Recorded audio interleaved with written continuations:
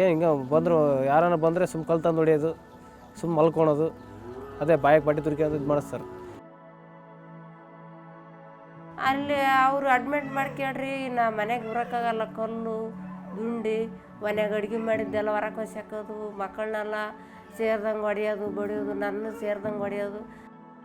ಯಾರು ಫೋನ್ ಮಾಡ್ತಾಯಿದಾರ, ಯಾರು ಸುಮ್ಮನೆ ಮಾತಾಡ್ತಾಯಿದಾರ ಅಂತ ಕೇಳ್ತಾಯಿದಾರ ಅವರು. ನಾವು ತುಂಬ ಕಡೆ ಧಾರವಾಡಲ್ಲಿ ತೋರಿಸಿದ್ವಿ ಸರ್, ಆರಾಮಾಗಿದ್ದಿಲ್ಲ, ಭಾಳ ಬಡತನ ಕಲಸಲ್ಲ ಅವಾಗ. ಹಾಗಾಗಿ ಅದು ಹಾಕಿದ್ರಿಂದ ತರ್ತಾಯಿದ್ವಿ, ಒಂದು 10 ವರ್ಷ ತಂದ್ವಿ ಸರ್ ಅಲ್ಲಿ. ಆದರೂ ಏನಂತ ಕಡಿಮೆ ಆಗಲ್ಲ ಸರ್.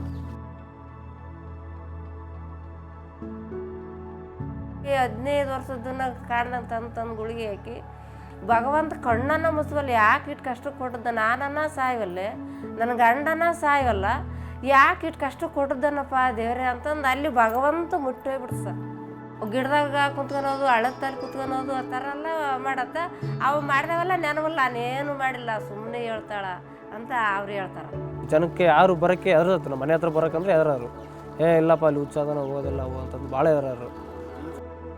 ಆಸೆ ವರ್ಕರ್ ರೇಣುಕಮ್ಮರಿಂದ ನಿಮ್ಮ ಮುಂದೆ ಸಹಾಯ ಆಗ್ತಾರೆ ಸರ್ ನಿಮಗೆ. ಈಗ ಯಾವ ಡಾಕ್ಟ್ರು ತೋರಿಸಿದ್ರಪ್ಪ, ಅವರು ದೇವ್ರಂತ ಪುಣ್ಯವಂತ ಡಾಕ್ಟ್ರು, ಭಾಳ ನಿಮ್ಮ ಅಪ್ಪಾಜಿ ಭಾಳ ಆರಾಮಾಗಿದೆ.